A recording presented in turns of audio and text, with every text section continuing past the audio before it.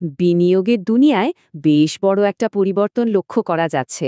পেশাদার বিনিয়োগকারীরা, মানে যাদের আমরা স্মার্ট মানি বলি, তারা এখন ভারতের হেলথ কেয়ার বা স্বাস্থ্য পরিষেবা খাতে প্রচুর টাকা ঢালছেন। তো আজকের আলোচনায় আমরা ঠিক এটাই বোঝার চেষ্টা করব, এই ট্রেন্ডটার পেছনে আসল কারণটা কি। তবে হ্যাঁ, এই কি বা কেনর গভীরে যাওয়ার আগে একটা অত্যন্ত জরুরি কথা বলে নেওয়া দরকার। এটা যে কোনো বিনিয়োগকারীর জন্য সবচেয়ে গুরুত্বপূর্ণ নিয়ম।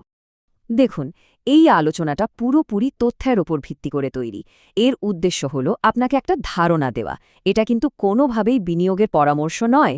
যে কোনো সিদ্ধান্ত নেওয়ার আগে একজন সার্টিফাইড ফিনান্সিয়াল অ্যাডভাইজারের সাথে কথা বলাটা কিন্তু মাস্ট।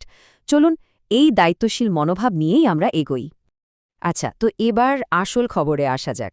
একটা খুব পরিষ্কার ছবি দেখা যাচ্ছে, যেখানে মিউচুয়াল ফান্ডগুলো হেলথ কেয়ার সেক্টরের ওপর রীতিমতো বাজি ধরছে। ভাবতে পারছেন, ভারতের ৭১% মিউচুয়াল ফান্ড হাউস এখন হেলথ কেয়ার সেক্টরে ওভারওয়েট। এর মানে হলো তারা এই সেক্টরটাতে স্বাভাবিকের চেয়ে অনেক বেশি পরিমাণে বিনিয়োগ করছে।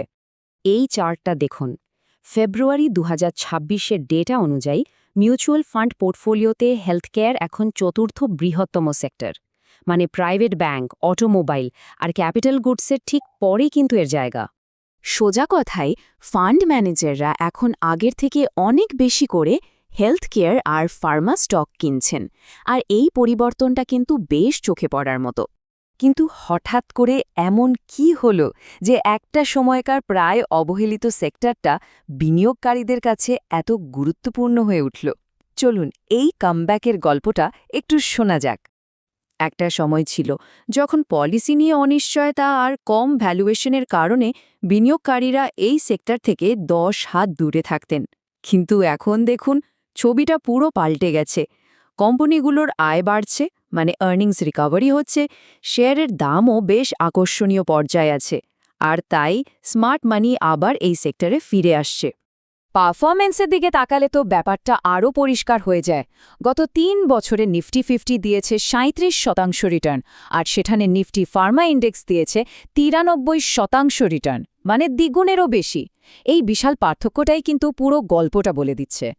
এই কামব্যাকের পেছনে সবচেয়ে বড় কারণ হল, বাজার যখন খুব টালমাটাল থাকে তখন হেলথ কেয়ারকে একটা ডিফেন্সিভ বেট বা নিরাপদ বাজি হিসেবে দেখা হয়। কারণ যাই হয়ে যাক, ওষুধের চাহিদা বা চিকিৎসার প্রয়োজন তো আর কমে না। আমরা বারবার এই ওভারওয়েট শব্দটা ব্যবহার করছি। তো চলুন, এবারে টার্মটার মানেটা একদম সহজ ভাষায় বুঝে নেওয়া যাক। টেকনিক্যালি বলতে গেলে, যখন কোনো ফান্ড ম্যানেজার মনে করেন যে একটা নির্দিষ্ট সেক্টর বাজারে থেকে ভালো পারফর্ম করবে, তখন তিনি বেঞ্চমার্ক ইন্ডেক্সে ওই সেক্টরে যা ওয়েটেজ বা গুরুত্ব আছে তার চেয়ে বেশি অনুপাতে বিনিয়োগ করেন। একেই বলে ওভারওয়েট হওয়া। ব্যাপারটা অনেকটা আমাদের ডিনার প্লেটের মতো। ধরুন, আপনার প্লেটে ভাত, ডাল, সবজি, মাছ সব আছে, কিন্তু আপনার মনে হলো মাছটা শরীরের জন্য এখন সবচেয়ে উপকারী, তাই আপনি এক টুকরো মাছ বেশি নিলেন। পোর্টফোলিওতে কোনো সেক্টরে ওভারওয়েট হওয়াটাও ঠিক এই রকমই একটা ব্যাপার। বেশ, তাহলে এই যে বড় বড় ফান্ড হাউসগুলো হেলথ কেয়ার নিয়ে এত আশাবাদী, একজন সাধারণ বিনিয়োগকারীর জন্য এর মানেটা কি? এখানে কি কি সিগন্যাল লুকিয়ে আছে আর কি কি ঝুঁকি বা রয়েছে? তাহলে টেকওয়েগুলো কি কি? প্রথমত, স্মার্ট মানি এই সেক্টরে আসছে, যে একটা দারুণ পজিটিভ সিগন্যাল। দ্বিতীয়ত, ভ্যালুয়েশন বা শেয়ারের দাম এখনও বেশ যুক্তিযুক্ত পর্যায়ে আছে। তৃতীয়ত, এটা একটা ডিফেন্সিভ সেক্টর, যার মানে হলো বাজার যখন পড়ে তখন এই সেক্টরটা তুলনামূলকভাবে কম পড়তে পারে। তবে হ্যাঁ, শর্ট টার্মে কিন্তু ওঠানামা চলতেই পারে, তাই এখানে অন্তত ৫ বছর বা তার বেশি সময়ের জন্য ভাবাটাই বুদ্ধিমানের কাজ। তবে শুধু লাভের কথা ভাবলে তো চলবে না, ঝুঁকির দিকটাও মাথায় রাখতে হবে। যেমন ধরুন, সরকারি প্রাইস কন্ট্রোল, জেনেরিক ওষুধের থেকে প্রতিযোগিতা, বা মার্কেট বাজারে নিয়মকানুন নিয়ে কোনো সমস্যা, এগুলো কিন্তু এই সেক্টরের জন্য চ্যালেঞ্জ হতে পারে। আর একটা কথা, বাজার যখন খুব তেজি থাকে বা বুল মার্কেটে, তখন ডিফেন্সিভ সেক্টরগুলো কিন্তু প্রায়শই একটু আন্ডার পারফর্ম করে। তাহলে সব মিলিয়ে এই পুরো আলোচনা থেকে আমরা কি শিখলাম? চলুন, শেষ কথাটা গুছিয়ে নেওয়া যাক। মূল কথা হলো, প্রফেশনাল ফান্ড ম্যানেজাররা মনে করছেন যে এই সেক্টরের কোম্পানিগুলোর আয় বাড়ছে এবং তাদের শেয়ারের দামও বেশ আকর্ষণীয়।